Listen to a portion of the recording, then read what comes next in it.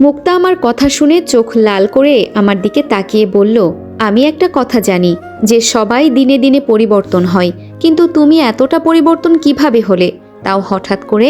যে রিয়াকে ভালোবেসে এত কিছু করলে আর আজকে বলছো অন্য একটা মেয়েকে বিয়ে করবে। তোমার কি মাথা খারাপ হয়ে গেছে নাকি? মুক্তা, একটা মানুষ কখন মুখ ফিরিয়ে নেয় জানো? যখন সে দেখে তার প্রিয় মানুষটাও বেইমানি করেছে। মুক্তা আমার কথা শুনে বলল, চলো সামনে নদীর পাড়ে গিয়ে বসি, নাকি তোমার কোনো সমস্যা হবে? আমি হাসি দিয়ে বললাম, না সমস্যা নেই, চলো। নদীর পাড়ে বসতেই মুক্তা প্রশ্ন করলো, আমি যদি খারাপ পথ থেকে ভালো হতে পারি তাহলে রিয়াও পারবে। দেখো, রিয়াকে রেখে অন্য মেয়েকে বিয়ে করে কখনো তুমি সুখী হতে পারবে না।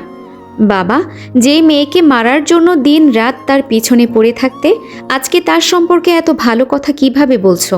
আমার তো মাথায় আসছে না। মুক্তা মাথা নিচু করে বলল, আমি কতটা বোকা দেখো, আমি আমার নিজের বোনকে চিনতে পারলাম না। হতে পারে সে আমার সৎ বোন, কিন্তু ও তো আমার বোন। আমি কিভাবে পারলাম ওকে এত অত্যাচার করতে? জানো লাদেন, এসব কথা মনে হলে খুব খারাপ লাগে, মন চায় নিজেকে নিজেই মেরে ফেলি। থাক, বাদ দাও এসব। অতীত মনে করে নিজেকে আর কষ্ট দিও না। তা আজকে কি আবার চলে যাবে? যেতে তো হবেই। সামনের সপ্তাহে বিয়ে, কিছু বাজার করতে হবে তো। তাহলে তুমি রিয়াকে রেখে অন্য মেয়েকে বিয়ে করবে? দেখো মুক্তা, কি দেখবো আমি? হ্যাঁ, তুমি কি তোমার বুকে হাত রেখে বলতে পারবে রিয়াকে তুমি ভালোবাসো না? আরও কি ভুল করেছে? হ্যাঁ, একবার ওর জায়গায় নিজেকে দাঁড় করিয়ে দেখো তো। মানলাম আমার বোন তোমার সাথে খুব বড় অন্যায় করেছে। মনে করো আজকে সেতুর বোনের জায়গায় যদি তোমার বোন হতো, তাহলে কি সবাইকে তুমি ছেড়ে দিতে? নিজেকে খুব মহান মনে করো না? যা পারছো তাই করছো। একটা কথা বলি, এই বিয়েটা করে নিজেকে কষ্ট দিও না, আর আমার আপুর জীবনটা নষ্ট করো না। দেখো, আমি কি আজে বাজে কথা বলছি? যে তুমি আমাকে নতুন একটা পৃথিবী উপহার দিলে, আজকে আমি তার সাথে বেয়াদবি করছি। সরি, আমাকে মাফ করে দাও। আরে ধুর, মাফ চাইছো কেন? আসলেই আমার ভেতরে একটা ইগো জমে আছে, যার কারণে রিয়াকে আমি গ্রহণ করতে পারছি না। আর তুমি যেই কথাগুলো বললে সব ঠিক, দেখি চিন্তা করে কি করা যায়। চিন্তা করলে হবে না, আমাকে কথা দাও। এমনিই আমি আমার বোনের জন্য জীবন থেকে অনেকগুলো বছর নষ্ট করে ফেলেছি। তুমি প্লিজ ওকে আর কষ্ট দিও না। ওকে এখন আমি হাসি খুশি আর সুখের একটা সংসারী মেয়ে হিসাবে দেখতে চাই। দুই বোন একসাথে কিছুটা সময় পার করব এখানে। প্লিজ তুমি ওকে রেখে অন্য মেয়েকে বিয়ে করো না, আর আমি জানি তুমি এটা করবে না। আমি মাথা নিচু করে বললাম, এখন আমাকে যেতে হবে। মুক্তা, তুমি এখন চলে যাও, দেখি সামনে কি হয়। চকলেট খাবে লাদেন? এই বলে মুক্তা আমার হাতে একটা চকলেট দিয়ে বলল, এখন কি সত্যি চলে যাবেন দুলাভাই? মুক্তার দিকে তাকিয়ে আমি হাসি দিয়ে বললাম, আবার দেখা হবে, ভালো থেকো, আর একা একা কোনো কিছু করো না।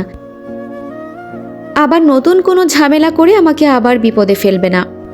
মুক্তা আমার দিকে তাকিয়ে বলল, আরেকবার আসবেন ঠিক আছে, তবে সাথে যেন আমার বোন থাকে, নইলে তোমার কপালে দুঃখ আছে বলে দিলাম। আমি আর কিছু না বলে শূন্যে উড়াল দিলাম। মনে মনে চিন্তা করছি, আচ্ছা আমি এখন কি করব? রিয়াকে বিয়ে করব, নাকি যে মেয়ের সাথে বিয়ের কথা চলছে তাকে বিয়ে করব? কিছুই তো মাথায় আসছে না। সুমনের বাসার সামনে নেমে দরজায় কলিং বেল দিলাম। কিছুক্ষণ পর সেতু এসে দরজা খুলে দিল। ভেতরে গিয়ে দেখি সুমন, আপু, রিয়া সবাই মিলে মিটিং করছে। সুমন আমাকে দেখে বলল, এত দেরি করলি কেন? এই তো একজনের সাথে দেখা করে এলাম। সেতু আমার কথা শুনে সাথে সাথে আমাকে প্রশ্ন করলো, তা কার সাথে দেখা করে আসলেন? সেতুর কথার উত্তর না দিয়ে আমি বললাম, আপু খুব খিদে পেয়েছে, কিছু আছে কি? আপু আমার কথা শুনে উঠে বলল, তুই গিয়ে টেবিলে বস, আমি তোর জন্য নুডলস নিয়ে আসছি। এই বলে আপু ভিতরে চলে গেল। সুমন আমাকে প্রশ্ন করলো, বিয়ে যেহেতু করবি তা বাজারে তো যেতে হবে নাকি? দেখ সুমন, আজকে আমার একটু কেমন যেন লাগছে, শরীরটা ভালো না, তাই এসব কথা এখন বলিস না। কেন, কি হয়েছে তোর? তেমন কিছু না, একটু বিশ্রাম নিলে সব কিছু ঠিকঠাক হয়ে যাবে। এই কথা বলে টেবিলে গিয়ে বসলাম। তবে রিয়া আনমনে নিচে তাকিয়ে কি যেন চিন্তা করছিল। আমার দিকেও একবারেও তাকিয়ে দেখল না, কি জানি কি চিন্তা করছে।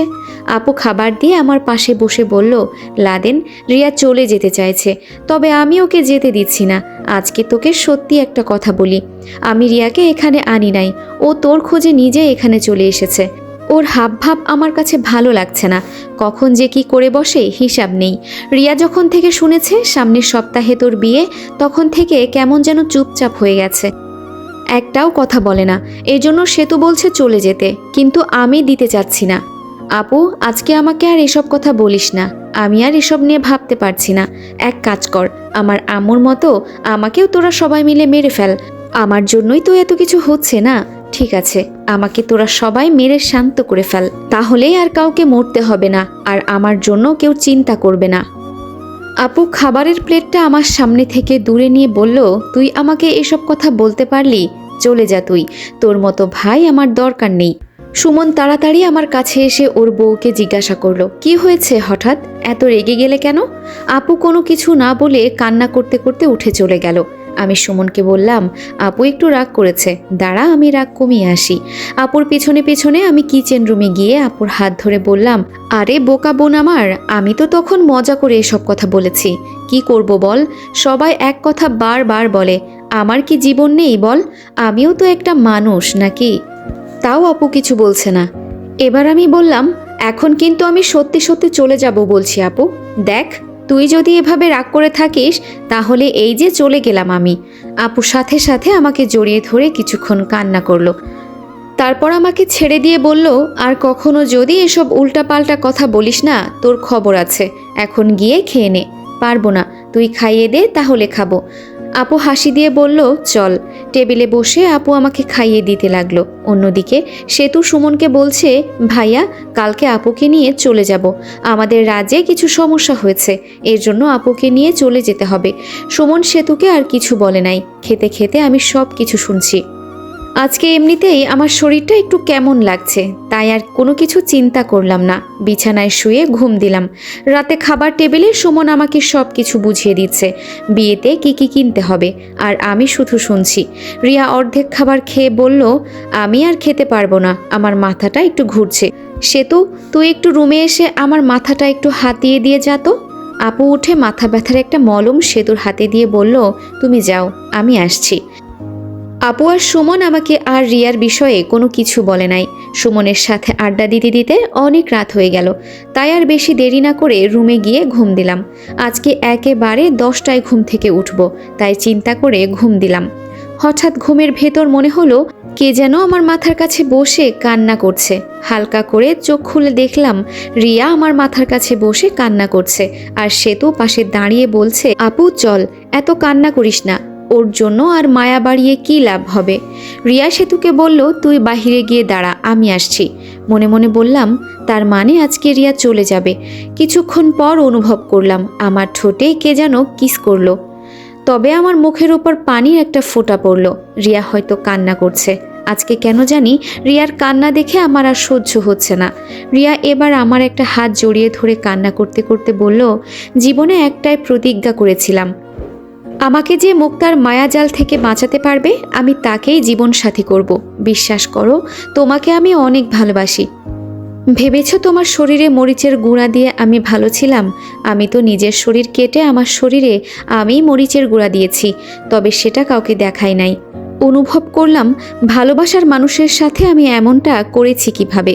তুমি তোমার ভালোবাসার কথা আমাকে বলতে পারছো, কিন্তু আমি তো প্রকাশ করতে পারি নাই আমার ভালোবাসার কথা। যদি তখন আমি বলতাম আমি তোমাকে ভালোবাসি, তখন আমার চাচা চাচি আমাকে কি বলতো?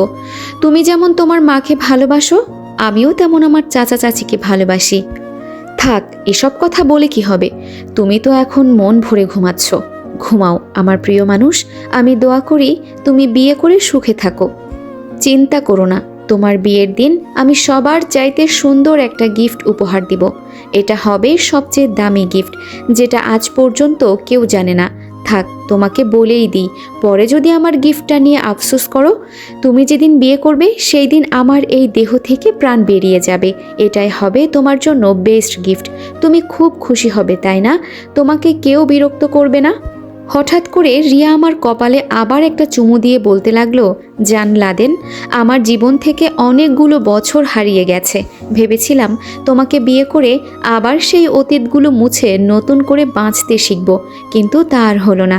আমি মরতে চাই না লাদেন, খুব যে বাঁচতে ইচ্ছে করে, কি করব বলো? ভালোবাসার মানুষ যদি অন্য কোনো মেয়ে নিয়ে আমার সামনে দিয়ে ঘোরে, তখন কি আমার সহ্য হবে বলো? ভালোবাসি যে আমি তোমাকে, অনেক অনেক। আমার ভালোবাসা নীরবেই থেকে গেল, তোমাকে কিছুই বলতে পারলাম না। জান, তোমার বিয়ে যেদিন ঠিক হয়েছিল মন চাইছিল তখনই মারা যায়, তবে সে তো আমাকে বলেছিল সব ঠিক হয়ে যাবে। আর এখন দেখো কিছুই ঠিক হবে না। তোমার আর আমার ভেতরে এখন অনেক ব্যবধান হয়ে গেছে। যাই, এখন আমাকে চলে যেতে হবে, তবে খুব শীঘ্রই তুমি তোমার গিফটটা পেয়ে যাবে, যেটা পেয়ে তুমি হয়তো অনেক অনেক খুশি হবে। লাভ ইউ আমার পাগলটা। এই পরীর ভালোবাসা সফল হলো না। রিয়া আমার পাশে কিছুক্ষণ বসে কান্না করে চোখ মুছল। রিয়ার কথাগুলো শুনে আমার কলিজাটা ফেটে যাচ্ছে। আমি আমার খাঁটি ভালোবাসা হারাতে চলেছি। রিয়া দাঁড়িয়ে বলল, যেতে তো মন চায় না, তাও যেতে হবে। রিয়া যেই চলে যাবে তখনই আমি ওর একটা হাত ধরে টান দিয়ে আমার উপরে ফেলে আমি নিজে কান্না করতে করতে বললাম, কোথায় যাবে? হ্যাঁ, আমাকে একা ফেলে চলে যাবে? আমি বুঝি তোমাকে ছাড়া বাঁচতে পারবো? খুব তো কথা বলতে শিখেছো না? আমার বিয়েতে তোমার নিজের লাশ গিফট দিবে, মেরে ফেলবো একদম। এসব কথা বলে রিয়াকে আমার বুকের মাঝে খুব শক্ত করে জড়িয়ে ধরলাম। রিয়া কোনো কথা বলছে না, শুধু কান্না করছে। হঠাৎ দরজা বন্ধ করার আওয়াজ শুনলাম। সেতু হয়তো আমাদের দেখে দরজা বন্ধ করে দিল। রিয়া কোনো কথাই বলছে না, শুধু কান্না করছে। এই পাগলি, আমার সাথে কথা বলবে না? তাও রিয়া আমার সাথে কথা বলছে না। এবার রিয়ার মুখ তুলে বললাম, পাগলি মেয়ে, আমার সাথে কথা বলবে না? রিয়া খপ করে আমাকে লিপ কিস করে দিল। কিছুক্ষণ পর ছেড়ে দিয়ে আমাকে ইচ্ছা মতো কিল ঘুষি দিতে লাগলো। রিয়া টান দিয়ে আমাকে বিছানার ওপর বসিয়ে দুই গালে ঠাস ঠাস করে দুটো থাপ্পড় দিল। আমি চুপচাপ মাথা নিচু করে আছি। রিয়া থাপ্পড় দিয়ে জোরে জড়িয়ে ধরে বলছে, এত অভিমান কেন তোমার বলো? আমাকে এত কষ্ট দিয়ে তুমি সুখে আছো না? কেন বোঝো না আমি তোমাকে ছাড়া থাকতে পারবো না? কেন আমার সাথে এমন করলে বলো কেন? সরি, আমার ভুল হয়ে গেছে। আমি তোমাকে বুঝতে পারি নাই। বিশ্বাস করো, আমি তোমাকে অনেক ভালোবাসি। আসলেই আমার ভেতরে একটা ইগো জমা ছিল তোমার উপরে। প্লিজ আমাকে মাফ করে দাও। এই কথা বলে শক্ত করে রিয়াকে জড়িয়ে ধরলাম। রিয়া আমাকে জড়িয়ে ধরে শুধু কান্না করছে, কিছু বলছে না। হঠাৎ আমার এমন মনে হলো রিয়ার নড়াচড়া বন্ধ হয়ে গেছে, কোনো কথা বলছে না। তাড়াতাড়ি আমি রিয়াকে সামনে এনে দেখি ওর চোখ বন্ধ হয়ে গেল, শ্বাস প্রশ্বাস চলছে না। এসব দেখে আমার কলিজাটা কেঁপে গেল। জোরে একটা চিৎকার দিলাম, আপু! রিয়াকে দেখে কখন যে আমিও রিয়ার উপর অজ্ঞান হয়ে পড়ে গেছি বলতেই পারি না। যখন আমার তো বন্ধুরা, এই পর্বটা এখানেই শেষ করলাম। পরবর্তী পর্বও দিয়ে দেওয়া হয়েছে, ভিডিও শেষে দেখে আসতে পারেন। আমাদের গল্পগুলো ভালো লাগলে একটা লাইক দিয়ে দিবেন। ধন্যবাদ সবাইকে।